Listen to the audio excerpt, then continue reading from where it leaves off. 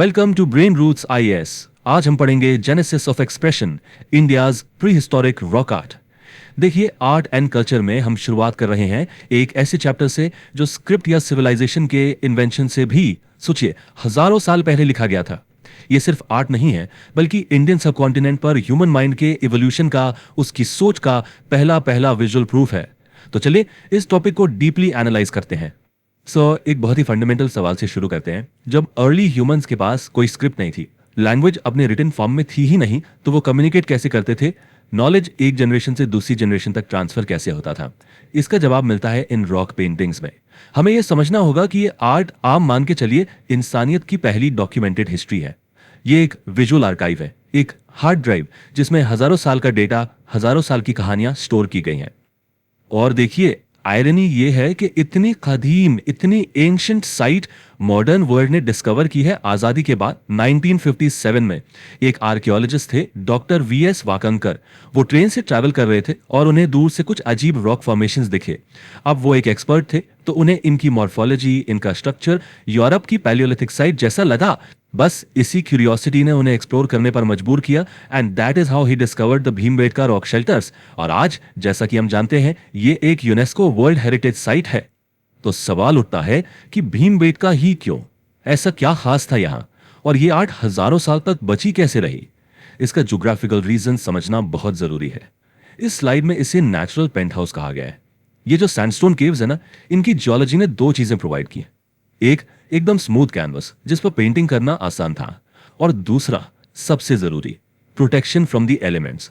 सोचो, हजारों साल का मॉनसून, तेज धूप, इन सबसे इन पेंटिंग्स को एक शेल्टर मिल गया।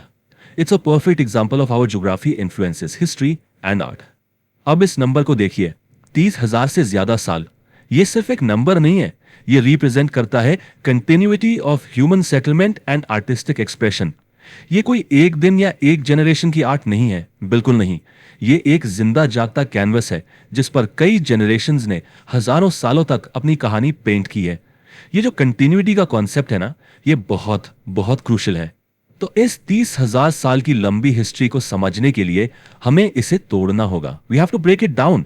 हम इस पूरे टाइम स्पैन को 3 बड़े फेजेस में क्लासिफाई करते हैं। ये क्लासिफिकेशन स्टाइल, सब्जेक्ट और टूल्स के बेसिस पर किया गया है। सबसे पहला है अपर पैलियोलिथिक पीरियड, जिसे हम कह सकते हैं द एज ऑफ जायंट्स। दूसरा मेसोलिथिक पीरियड यानी द एज ऑफ कम्युनिटी। और तीसरा चैल्कोलिथिक पीरियड या कॉपर एज, जिसे हम द एज ऑफ कॉन्फ्लिक्ट भी बुला सकते हैं। चलिए अब एक एक फेज को एनालाइज करते हैं। तो शुरुआत करते हैं पहले फेज से, द अपर पैलियोलिथिक। इस वक्त को समझने के लिए ना आपको अर्ली ह्यूमन की साइकोलॉजी में उतरना होगा। इंसान तब एक हंटर गैदरर था। उसकी जिंदगी पूरी तरह से नेचर के इर्द गिर्द घूमती थी। नेचर ही उसके लिए खाने का सोर्स था, और नेचर ही उसके लिए सबसे बड़ा खतरा भी था। बस इसीलिए इनकी आर्ट में ह्यूमन फिगर्स यानी इंसानी आकृतियां ऑलमोस्ट एब्सेंट हैं। पूरा फोकस उस दौर के बड़े बड़े जानवरों पर है, द जायंट फौना। भीमबेटका की एक शेल्टर को तो जू रॉक शेल्टर का निकनेम ही दे दिया गया है। और ये स्लाइड बताती है कि क्यों। यहां दिखाई गई बायोडाइवर्सिटी देखिए जरा। बाइसॉन, टाइगर्स, राइनोसोरस, ये सिर्फ जानवरों की ड्राइंग्स नहीं है, ये पेलियोलिथिक इंसान की गहरी इकोलॉजिकल इंटेलिजेंस को दिखाता है। उन्हें इन जानवरों की एनाटॉमी, उनके बिहेवियर की इतनी गहरी समझ थी जो उनके सर्वाइवल के लिए, जिंदा रहने के लिए बहुत जरूरी थी। इस दौर के आर्टिस्टिक स्टाइल की 2 खास बातें हैं। पहली, जो फॉर्म्स हैं वो ह्यूज एंड लिनियर है, मतलब आकार में बहुत बड़े हैं और लाइन ड्राइंग्स की तरह है। मोटे तौर पर ये ग्रैंड स्केल पर बनी स्टिक फिगर्स हैं। और दूसरी, और ये बहुत इंपॉर्टेंट है, वो है सिंबॉलिक यूज ऑफ कलर। लाल रंग जो गेरू से बनता था, अक्सर शिकारियों के लिए यूज होता था, शायद लाइफ, ब्लड और एनर्जी को सिंबलाइज करने के लिए। हरा रंग डांसर्स के लिए यूज होता था, जो शायद कम्युनिटी रिचुअल्स और नेचर से उनके कनेक्शन को दिखाता था। मतलब आर्ट का एक फंक्शनल, एक रिचुअलिस्टिक पर्पस था। चलिए अब आगे बढ़ते हैं अगले फेज पर, द मेसोलिथिक पीरियड। और यहां पर इंडियन आर्ट हिस्ट्री में एक फंडामेंटल शिफ्ट आता है, अ पैराडाइम शिफ्ट। अब आर्ट का फोकस जानवरों से हटकर इंसान पर आ जाता है। The human story emerges. यह स्लाइड इस बदलाव को बहुत खूबसूरती से समराइज करती है। चलिए इस कंपैरिजन को एनालाइज करते हैं। देखिए, लेफ्ट में है पेलियोलिथिक आर्ट, ह्यूज स्केल, अकेले अकेले जानवर, फोकस पूरा नेचर पर। राइट में है mesolithic art, smaller scale, group scenes, और फोकस अब डोमेस्टिक लाइफ पर आ गया है। पेंटिंग्स अब साइज में छोटी हो गई हैं, लेकिन वो पहले से कहीं ज्यादा डायनामिक हैं। उनमें एक्शन है। अब इंसान अकेला नहीं, बल्कि एक कम्युनिटी में, एक समूह में दिखता है। ये सीधा सीधा बदलती हुई सोसाइटी का रिफ्लेक्शन है। तो आखिर ये शिफ्ट हुआ क्यों?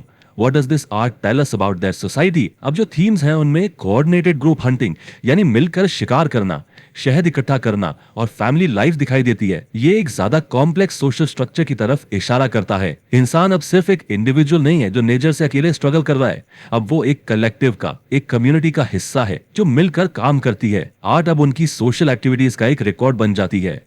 ओके, अभी तक हम एस्थेटिक्स और थीम्स की बात कर रहे हैं, लेकिन चलिए एक पल के लिए रुकते हैं और एक टेक्निकल सवाल पूछते हैं। ये पेंटिंग्स 30,000 साल तक सर्वाइव कैसे कर गईं? What was the chemistry behind this? ये उस दौर के इंसान की केमिकल इंजीनियरिंग थी, आप सोचिए। इसका जवाब छुपा है पिगमेंट्स में। पिगमेंट्स आसान भाषा में नेचुरल कलर्स होते हैं जो मिनरल्स को बारीक पीस कर बनाए जाते हैं। उन्होंने वही इस्तेमाल किया जो उनके आसपास, उनकी जियोलॉजी में अवेलेबल था। लाल रंग के लिए उन्होंने यूज किया हेमेटाइट, जो एक आयरन ओर है। हरे रंग के लिए उन्होंने यूज किया कैल्सिडोनी, जो एक तरह का क्वार्ट्ज है। और सफेद और पीले रंग के लिए लाइम या मैग्नीशियम का इस्तेमाल हुआ। यही उनका नेचुरल पैलेट था। और उनका प्रोसेस भी बहुत सिंपल लेकिन बहुत ही इफेक्टिव था। Step 1, grind. मिनरल्स को पीस के एकदम फाइन पाउडर बना लिया जाता था। Step 2, mix. इस पाउडर को एक बाइंडर के साथ मिक्स किया जाता था, जैसे जानवर की चर्बी या पेड़ का गोंद। ये बाइंडर ही इसकी लंबी उम्र का राज था। इसी ने पेंट को रॉक की सतह से परमानेंटली बॉन्ड कर दिया। और आखिर में स्टेप 3, अप्लाई, जिसके लिए वो पौधों के फाइबर या टहनियों से बने ब्रश का इस्तेमाल करते थे। चलिए अब आगे बढ़ते हैं आखिरी फेज पर, जिसे हम डिस्कस करेंगे, द कैल्कोलिथिक या कॉपर एज। देखिए, मेटल की खोज ह्यूमन सिविलाइजेशन के लिए एक गेम चेंजर थी। और जैसे ही सोसाइटी बदली, वैसे ही उसकी आर्टिस्टिक एक्सप्रेशन भी बदल गई। कैनवस पर अब आपको झगड़े यानी कॉन्फ्लिक्ट के सीन्स दिखने लगते हैं। इस फेज की आर्ट में आपको ऑर्गेनाइज्ड ह्यूमन एक्टिविटी का एक बिल्कुल नया डायमेंशन दिखेगा, और वो है वॉरफेयर। थीम्स अब बैटल सीन्स में बदल जाते हैं। आप देखेंगे कि लोग घोड़े और हाथियों की सवारी कर रहे हैं। ये जानवरों को जंग के लिए पालतू बनाने का इशारा है।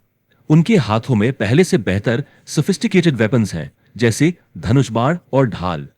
ये कोई आम झगड़ा नहीं है, ये ऑर्गेनाइज्ड स्कर्मिशेस को दिखाता है, जो शायद जमीन या रिसोर्सेज के लिए होते होंगे। और ये कहानी सिर्फ भीमबेटका तक ही सीमित नहीं है। हमें एक पैन इंडिया पर्सपेक्टिव रखना बहुत जरूरी है। दूसरे इलाकों में आर्ट अलग अलग टेक्नोलॉजिकल एडवांसमेंट्स को डॉक्यूमेंट कर रही थी। मिसाल के तौर पर छत्तीसगढ़ में हमें बैलगाड़ियों यानी बुलक कार्ट्स की पेंटिंग्स मिलती हैं। ये एक बहुत बड़ी टेक्नोलॉजिकल लीप है। ये इस बात का साफ संकेत है कि अब इंसान नोमैडिक लाइफस्टाइल से एक सेडेंटरी एग्रीकल्चरल लाइफस्टाइल की तरफ बढ़ रहा था। अब हम आते हैं इंडियन रॉक आर्ट के सबसे यूनिक और सबसे फैसिनेटिंग फीचर पर, एक ऐसा कॉन्सेप्ट जो इस आर्ट को सच में खास बनाता है, और वो है एक ही कैनवस पर इतिहास की कई परतों का होना, द लेयरिंग ऑफ हिस्ट्री। इस प्रैक्टिस को कहते हैं सुपर इम्पोजिशन। इसका मतलब क्या है? इसका मतलब है पुरानी पेंटिंग्स के ठीक ऊपर नई पेंटिंग्स की परत चढ़ाना। जरा इमेजिन कीजिए, एक ही रॉक फेस पर आपको 15 से 20 अलग अलग इतिहास की परतें मिल सकती हैं, जो हजारों सालों में पेंट की गई हैं। एक ही कैनवस पर पेलियोलिथिक, मीजोलिथिक और यहां तक कि बाद के हिस्टोरिकल पीरियड्स की पेंटिंग्स भी एक के ऊपर एक। It's like a time lapse on stone. तो जाहिर है सवाल उठता है कि क्यों? जब इतनी सारी खाली चट्टानें अवेलेबल थीं, तो किसी पुरानी पेंटिंग के ऊपर पेंट करने की क्या जरूरत थी? इसकी जो एक्सेप्टेड थियरी है वो ये है कि कुछ खास जगहें, कुछ शेल्टर्स सेक्रेड मानी जाती थी, पवित्र मानी जाती थी। वो रिचुअलिस्टिक स्पेसेस थे। तो एक नया कैनवस ढूंढने के बजाय आर्टिस्ट ने उसी पवित्र दीवार पर अपनी कहानी जोड़ना बेहतर समझा। वो एक वर्टिकल टाइमलाइन ऑफ बिलीफ बना रहे थे। एक तरह से वो अपने पूर्वजों के साथ, अपने एंसेस्टर्स के साथ एक कंटिन्यूअस डायलॉग में थे। तो आखिर में ये जो स्टिक फिगर्स हैं, ये सिर्फ सिंपल ड्राइंग्स नहीं है, ये एक बहुत ही गहरा ऐतिहासिक दस्तावेज है, एक प्रोफाउंड हिस्टोरिकल डॉक्यूमेंट। ये सोशल कॉम्प्लेक्सिटी के एवोल्यूशन को रिप्रेजेंट करते हैं, अकेले शिकारियों से लेकर ऑर्गेनाइज कम्युनिटीज तक। ये एनवायरमेंटल इंटेलिजेंस को रिप्रेजेंट करते हैं, यानी प्रकृति की गहरी समझ। और सबसे जरूरी, ये इंडियन सब कॉन्टिनेंट में unbroken chain of human persistence की अटूट श्रृंखला को रिप्रेजेंट करते हैं। इसलिए जब भी आप इन पेंटिंग्स को देखें तो इस सवाल पे जरूर सोचिए, बड़े बड़े जानवरों से लेकर इंसानी लड़ाइयों तक, ये आर्ट दुनिया के साथ हमारे बदलते रिश्ते के बारे में हमें क्या बताती है? ये आर्ट हमारे इवोल्यूशन की कहानी है। If you found this lecture helpful, like, share and subscribe to the channel.